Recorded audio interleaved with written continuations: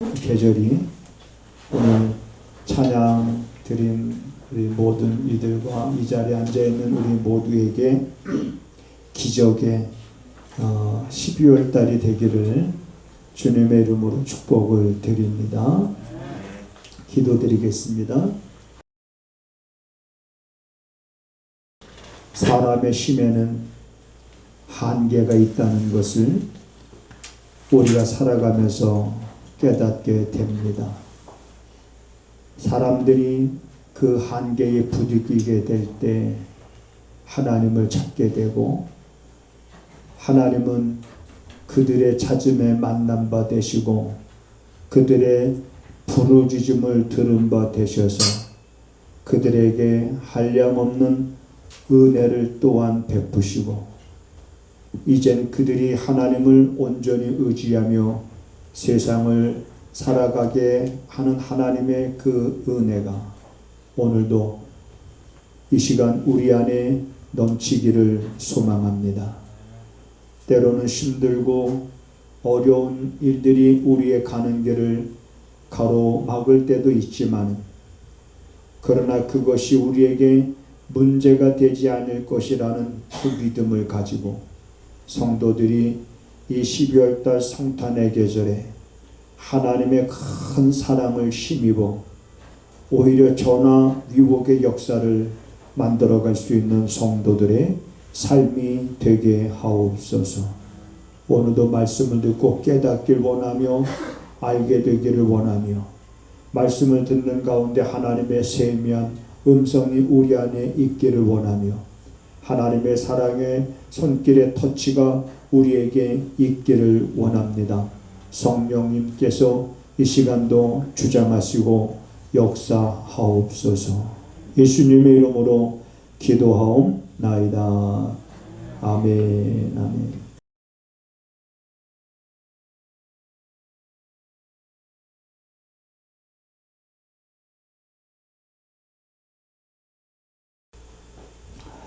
아, 12월 달은 참 바쁜 달이지요.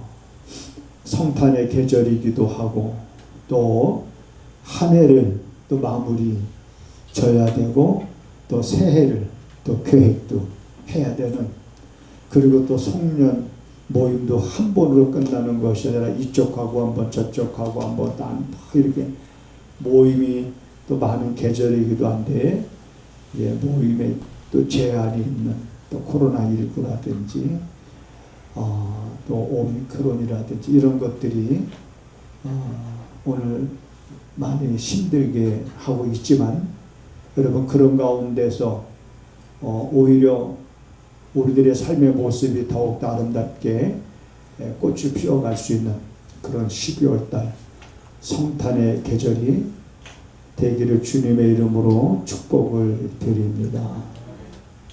하나 제가 질문을 드려볼게요. 나는 사랑을 충분히 받으면서 살고 있습니다 라고 생각이 되시는 분들은 한번 손 한번 들어볼까요? 네. 뭐 고개 좌우할 거 없죠. 네. 내가 사랑받고 있다 그러면 이렇게 손 들면 되는 거죠. 네. 자, 그러면 조금 질문의 범위를 조금 좁혀서, 나는 충분한 남편의 사랑을 받고 있다 하시는 분 한번 손 들라 그러면 또 안 되면 집에 가서 싸움이 될 것 같아서, 네. 만약에 손 들어보세요 하면 저는 우리 와이프를 손 드나 안 드나 이러고 손 안 들 것 같아요. 네. 이 참 사랑이라고 하는 게 여러분 정말 뭡니까? 네. 사랑을 충분히 받고 있는가? 내가 또 사랑을 누군가를 충분히 사랑하고 있는가? 우리 아이들한테 물어보면, 예를 들면 우리 지율이 요즘에 아까 찬양할 때도 먹기만 하고 찬양을 안 하는데, 우리 지율이가 목사님이 하나 물어볼게. 엄마 아빠가 지율이 얼마큼 사랑해요? 얼마큼? 보통 하늘만큼, 땅만큼. 근데 도대체 그 하늘만큼이라는 게 얼마? 얼마큼을 말하는 거고 땅만큼이라는 게 도대체 어느 정도 분량을 말하는 건지 모르지만 최고의 표현이죠. 하늘만큼 땅만큼.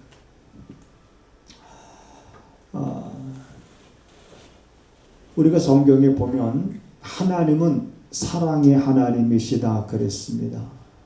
그래서 하나님의 세상을 이처럼 사랑하사 독생자를 주셨는데, 독생자, 왜 하나님이 세상을 사랑하시면 돈을 주시지 우리한테?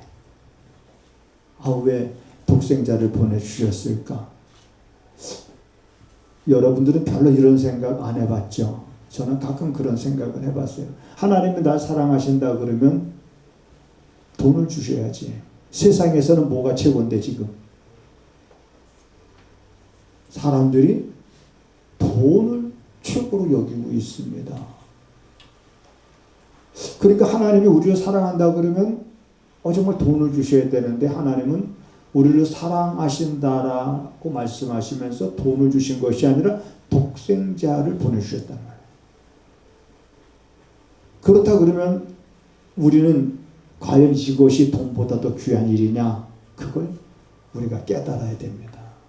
비교할 바가 아니지만 여러분, 하나님이 우리를 사랑하셔서 독생자를 보내주신 것은 돈으로 할 수 없는 일을, 돈으로 어떻게 할 수 없는 그 문제를 해결하시려고 사실 독생자를 보내주신 거죠. 그래서 우리가 그 독생자를 보면 바로 하나님이 나를 사랑하셨다라고 하는 하나의 증거가 되기 때문에 성경은 이렇게 말하고 있습니다.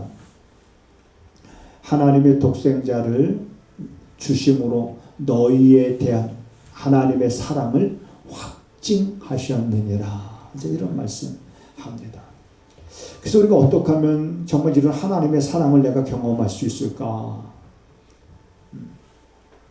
그래서 우리 노래도 그런 노래가 있거든요. 주님의 그 사랑은 정말 놀랍네, 놀랍네, 놀랍네. 오, 주님의 그 사랑은 정말 놀랍네, 나를 위한 그 사랑. 주님의 그 사랑은 정말 놀라운데, 정말 그렇다면 그 사랑이 내게 놀랐다라고 하는 그 동일한 경험을 여러분 우리가 갖게 되어지면서부터 우리들의 삶에는 반전이 일어나기 시작합니다. 근심과 걱정과 염려와 불안과 아픔과 고통 속에서 신음하고 있는 사람조차도 주님의 사랑을 경험하는 그 순간부터 그의 삶은 완전히 변화됩니다. 입가에 웃음이 없던 그 사람에게 입가에 웃음이 생겨나게 되고요. 그 입술로 하나님을 찬양하지 못했던 그 입술이 이제 하나님 목이 터져라고 하나님을 찬양하게 되고요. 하나님의 일에 대한 열정과 열망을 마음에 품고 이제 살아가는 그런 모습들을 보게 되는데, 문제는 우리가 어떻게 정말 그런 하나님의 사랑을 내가 경험하고, 하나님이 나를 사랑하신다는, 성경은 하나님은 당신을 사랑합니다 라고 말하는데 내가 그게 느껴지지가 않잖아요. 그래서 나도 하나님 사랑합니다 이렇게 고백해야 되는데, 그러니까 어떻게 보면 하나님은 따라서 하시겠습니다. 하나님은 짝사랑하실 때가 많으시다. 그렇죠. 하나님은 일방적으로 사랑하시는 거야, 하나님은. 그런데 사람들은 관심이 없는 거야, 그 하나님의 사랑에 대해서. 그게 하나님이 짝사랑하는 거죠. 세상에 가장 슬픈 사랑 가운데 하나는 뭘까요? 슬픈 사랑. 슬픈 사랑. 그 짝사랑이죠. 자기 혼자 말도 못하고 그리고 그냥 사랑하는 거야. 그게 짝사랑이죠.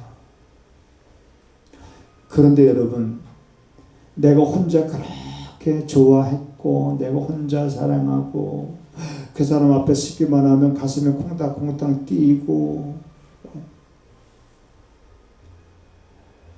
근데 그 사람한테 사랑한다는 말도 해본 적도 없는데 어느 날 그가 자기한테 와서 나도 당신을 사랑합니다라는 고백을 들었을 때 그 마음이 어떨까? 그 마음이. 그런 경험이 없습니까? 별로? 다시 한번 이런 질문 해볼게요. 우리 남편들한테 질문할게요. 우리 남편들. 나는 지금도 와이프 앞에 서기만 하면 가슴에 콩닥콩닥 뛴다. 예, 정말 그래야 되겠지. 어떻게 하면 하나님이 나를 사랑한다는 그것에 대해서 나도 하나님 사랑합니다라는 하나님의 사랑의 짝사랑이 아니라 이제는 이 사랑이 정말 함께 교통할 수 있고 소통할 수 있는 그러한 사랑. 그래서 그 사랑을 알게 되면 여러분 우리가 삶에 어떤 문제든지 그렇게 맡길 수가 있어요. 왜냐하면 아들을 보내시기까지 우리를 사랑하신 하나님이신데 그 하나님께서 너희에게 무엇인들 너희들을 위해서 너희들이 구하는 어떤 것이든지 응답해 주지 않겠느냐 이런 약속을 주셨기 때문에 그렇습니다. 자, 오늘 이제 본문을 같이 한번 보겠습니다. 시편 119편. 자, 92절에 주의 법이. 자, 이제 우리 119편을 보다 보면 주의 법, 주의 말씀, 주의 율례, 주의 법도 이렇게 표현하는데 우리가 다 같은 의미로 봅니다. 그래서 내가 주의 법이 나의 즐거움이 되지 아니하였다면 내가 내 고난 중에서 멸망하였으리다. 이걸 우리가 다르게 생각을 해봐요. 내가 지금 고난 중에 있고 내가 지금 많은 어려운 가운데 있는데 만약 그런 가운데 내가 주의 말씀을 알지 못했었다고 하면 내가 그 말씀을 의지하고 그 말씀이 내게 힘이 안 되고 그 말씀이 나에게 위로가 안 되었다라고 하면 나는 멸망했을 것이다. 그런데 그렇게 멸망할 수밖에 없는 고난과 시련이 내게 왔을 때 나는 주의 말씀을 따라서 그 말씀에 힘을 얻고 그 말씀의 위로를 받고 내가 그 말씀이 가리키는 방향으로 나갔을 때에 내가 고난 중에서 멸망당하지 아니했음을 고백하는 이 시편 기자의 고백 속에서 여기서 주의 법, 주의 말씀이라는 건 그건 누구를 말하고 있습니까? 하나님의 말씀을 말하고 있는 거죠. 그분의 말씀. 그래서 주의 법이 나의 즐거움이 되지 아니하였다면 즐거움이 됐다. 이 표현은 뭡니까? 내가 무언가를 선택하는 데 있어서 주님의 말씀이 기준이 됐다는 거예요. 그래서 여러분 선택하는 데 있어서 잘못 선택해서 후회하는 일이 많잖아요. 순간순간. 우리는 하루에도 많은 걸 선택을 해야 됩니다. 그 순간순간 선택하는데 그 선택하는 것들을 펼쳐놓고 보면 그때 내가 조금만 내가 좀 이렇게 생각을 좀 깊게 할 걸 잘못한 선택에 대해서 후회를 하게 되잖아요. 그런데 이 시편 기자는 주의 법이 나의 즐거움이 됐다라고 하는 표현은 그 말씀을 기준으로 삼아서 선택을 했더니 틀림없이 이렇게 고난 중에서도 내가 멸망하지 않고 살게 되었음을 고백하는 그런 표현이잖아요. 그런데 여러분 내 안에 이것이 온전히 정착이 되지 않는다 할지라도 이 말씀은 사실이고 진실이고 진리입니다. 우리가 선택함에 있어서 내 생각이 기준이 되는 것이 아니라 주의 말씀을 기준 삼고 내가 깊이 생각하는 가운데 선택을 하게 되면서부터 그 선택의 좋은 결과를 경험하게 될 것이고요. 그 좋은 결과를 내서 내가 어떤 고백을 하게 됩니까? 하나님을 사랑하게 되죠. 하나님은 정말 신실하신 분, 시건치 아니하시는 분이로구나. 우리 눈에 보이진 않지만, 내 손으로 만져지는 분은 아니지만 그분이 주신 말씀은 정말 틀림이 없구나. 그러면서 내 삶 속에서 무언가를 선택할 때 이제는 말씀이 기준이 돼야 된다. 그 길이 때로는 힘들고 어렵다 할지라도 우린 그렇게 살아가는 사람이 된다면, 우리의 삶 속에 여러분, 우리를 위협하는 것들이 많이 있지 않습니까? 자, 코로나 벌써 2년째. 자, 많은 우리가 제한을 받죠. 자, 오미크론 때문에 또 이제 정부가 또 난리 났죠. 오늘 아침에 뉴스라든지 또 이렇게 신문에 보면 점점 방역이라고 하는 것 때문에 이제 어쨌든 국민들의 생활이 점점 조여지고 있고, 그리고 이제 접종하지 않은 사람은 아무데도 못 갑니다. 이게 6일부터, 아니야, 내일부터인가 그렇죠. 자, 이런 이제 일들이 우리 앞에 올 때, 자, 우리는 순간순간 무언가를 선택하면서 살아가야 되는데, 도대체 선택의 기준이 뭐냐? 내가 어떤 걸 선택해야 되느냐? 그리고 또 그것을 선택함에 있어서 어떤 기준에 의해서 내가 선택을 해야 되느냐? 뭔가 이 기준이 있어야 되는데, 우리는 이 기준을 내 생각이 아니라 하나님의 말씀으로 선택의 기준을 삼으면 우리도 주의 법이 내게 즐거움이 되었음을 여러분들이 고백하는 그런 삶을 틀림없이 여러분 살아가게 될 줄로 믿습니다. 자, 여러분, 성경에 우리가 잘 아는 대로 이 나만이라고 하는 사람을 우리가 잘 알죠. 아랍 나라의 장군 나만입니다. 그런데 한 나라의 장군이니까 뭐 삶에 부족한 것이 없겠죠. 부귀도 있고 명예도 있고 아무 부족함이 없을 텐데, 단 부족한 게 있다 그러면 문둥병에 걸린 거예요. 우리가 잘 아는 것처럼 여러분, 문둥병이라고 하는 것은 뭡니까? 자기 몸이 썩어 들어가는데도 그걸 자기가 느끼지 못해요. 그래서 그때 당시에 이 문둥병은 여러분 어떤 병입니까? 저주받은 병이지요.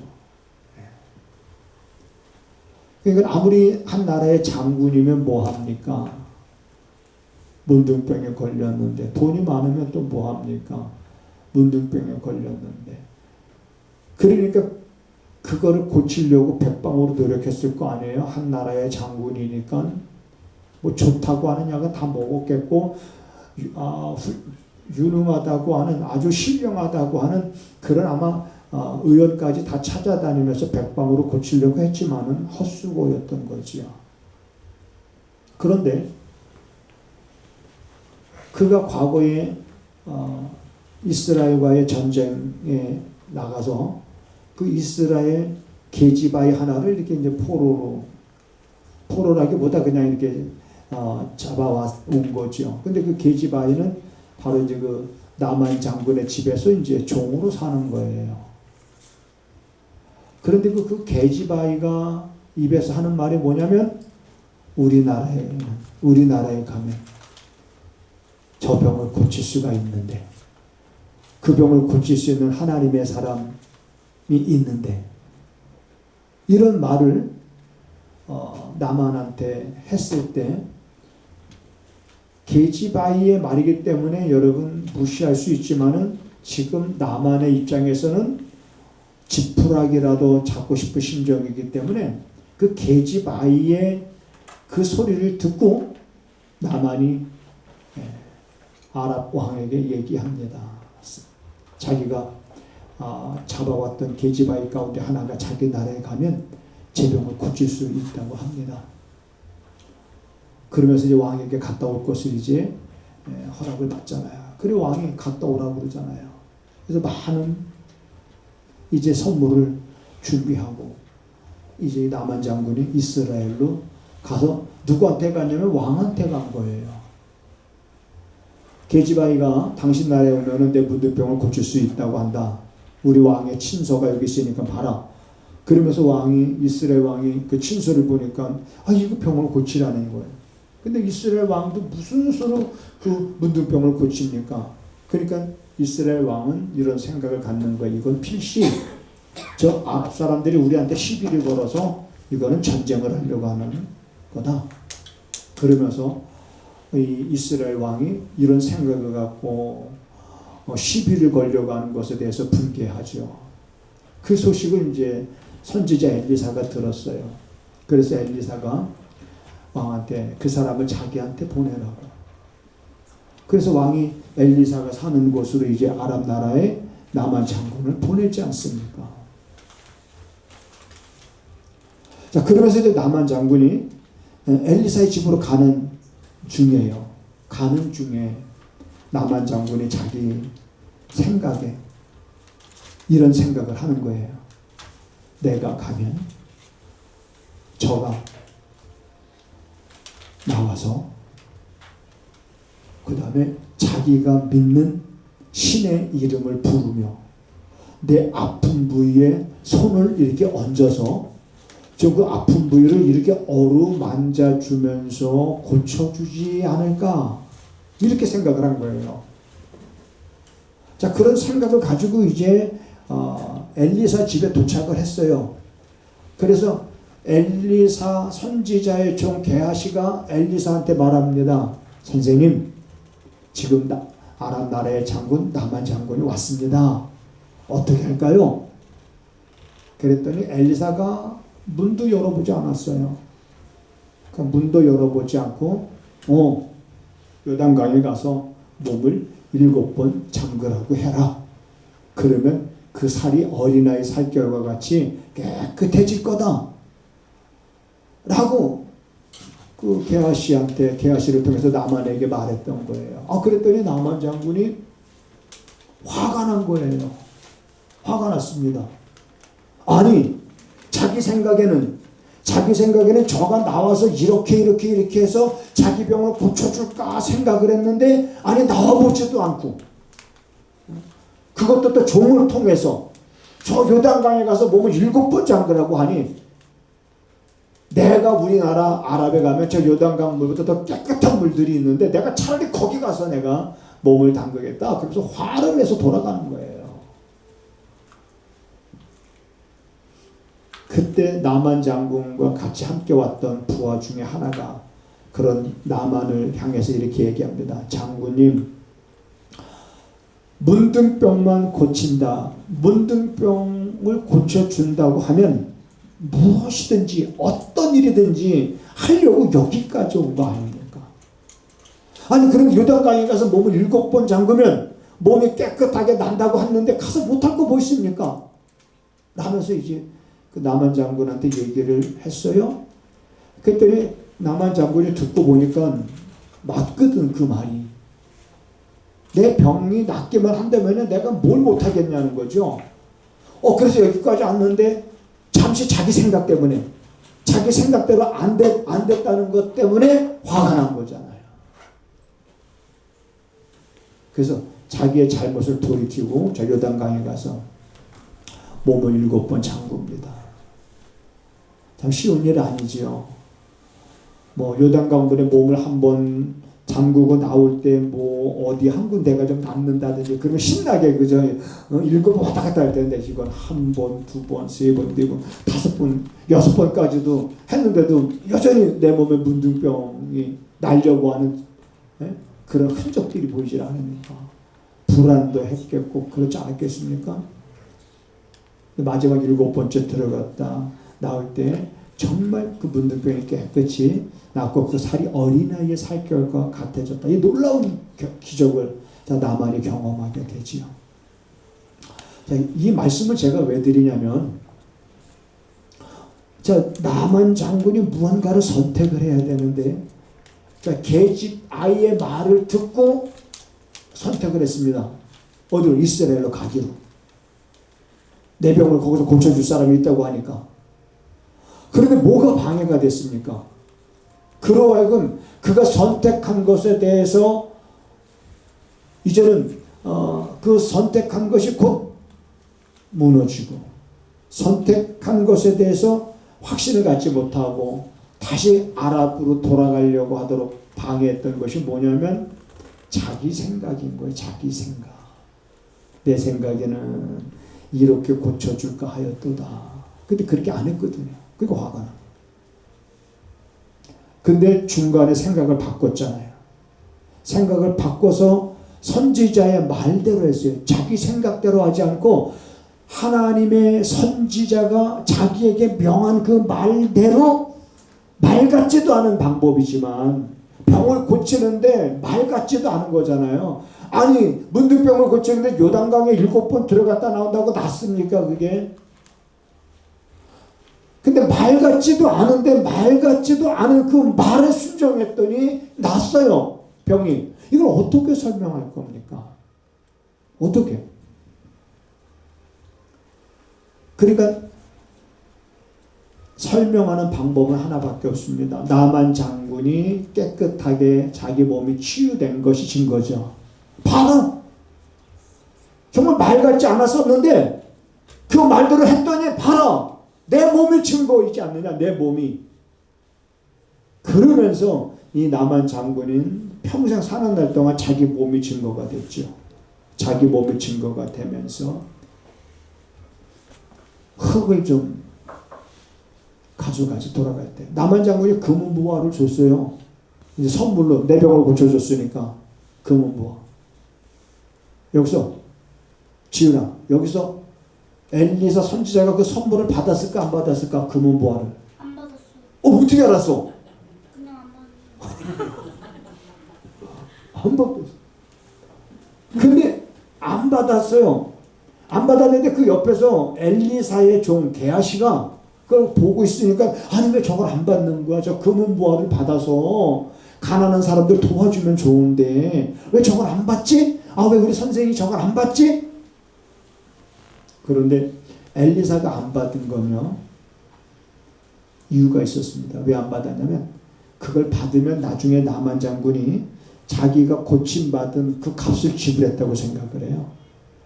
값을 지불했다고 생각을 하니까 고침받은 게 은혜입니까? 은혜가 아닙니까? 은혜가 아닌 게 되는 거예요. 자기가 지불했으니까 값을. 난 그만큼 값을 지불했다. 그래서 엘리야는 거기까지 생각을 한 거죠. 그래서 안 받아. 평생 그것이 하나님의 은혜라는 것을 자기 몸이 증거가 돼서 살도록 하기 위한. 그런데 문제는 그 옆에 그 엘리사의 종 게하시한테 문제가 생긴 거예요. 아니 왜 저걸 안 받지? 안타까운 거야. 그리고 이제 나만은 자기 나라로 갔습니다. 그러니까 엘리사의 종 게하시 마음속에 어떤 생각이 드냐면 안 되겠다. 내가 무엇이든지 저한테 가서 옷과 좀 금부치를 좀 얻어야 되겠다는 그런 생각을 갖게 됩니다. 그러면 그 생각이 결국 뭐냐면 자기로 하여금 나쁜 길로 가도록 선택하게 만드는 거예요. 그 생각이. 그리고 그런 생각이 들었어도 그 생각을 버려야 되는데 그 생각을 버리지 못하잖아요. 그래서 자기 생각대로 이제 나만 내 뒤를 쫓아갑니다. 그래서 막 부르니까 나만이 누가 자기를 부르는 걸 보고 이제 멈추죠. 어째 좋은 일이냐 나쁜 일이냐. 그때 그 게하시가 거짓말합니다. 거짓말하면서 누구 이름을 팔아먹느냐? 자기 선생님 엘리사의 이름을 팔아먹습니다. 여러분 거짓말이라는 것은 거짓말 할 때는 좋은 것 같지만은요, 그러나 그것은 사단의 올무입니다. 한 번 거짓말하면 그 자기가 거짓말한 것을 감추기 위해서 계속적으로 거짓말하게 돼요. 무서운 거예요. 그 자기 선생을 팔아먹어요. 근데 나만은 그건 알 리가 없으니까 그 게하시에게 옷과 금과 부속을 보화로 줍니다. 그래서 이제 게하시가 그걸 가지고 가면 선생님한테 들킬 거 아니에요. 그러니까 이제 자기만 아는 장소에다가 몰래 이제 감춰놨습니다. 그러고서 이제 집에 들어가는데 엘리사가 그걸 모를 리가 없는 거야. 묻습니다. 너 지금 어디 갔다 오는 거냐? 이 말은 무슨 말이냐면 너 잘못을 빨리 회개해라. 이런 기회를 주는 거예요. 몰라서 묻는 게 아니잖아요. 몰라서. 근데 끝까지 거짓말하다가 그 게하시는 온몸에 문둥병이고 나만에게서 나갔던 문둥병이 게하시에게로. 그래서 게하시는 평생 문둥병 벗어나지 못하고 그렇게 살게 됩니다. 여기서 여러분 나만과 이 게하시의 삶의 여정 속에서 누가 주의 법이 나의 즐거움이 됐다고 고백하겠습니까? 게하시가 그러겠습니까? 아니면 나만이? 당연히 나만이. 주의 법은 나의 즐거움이 되었습니다. 내가 주의 말씀대로 행했더니 주께서 내게 말씀하실 때 그 말씀이 내 문제를 해결하는 것과는 전혀 상관이 없는 말씀으로 들렸는데 그 말씀대로 내가 행하였더니 내 전혀 상관없을 것 같았던 그 일들이 상관 있게 역사하시는 하나님을 경험하고 하나님을 사랑하게 되는 그러한 삶의 모습이 여러분 성경에 얼마나 많은지 모릅니다. 우상 앞에 절하면 살지만 우상 앞에 절하지 않는 사람들은 끊는 기름 가마솥에 집어 던진다고 느부갓네살 왕이 어명을 내렸잖아요. 그런데 다니엘의 세 친구가 끝까지 우상 앞에 절하지 않잖아요.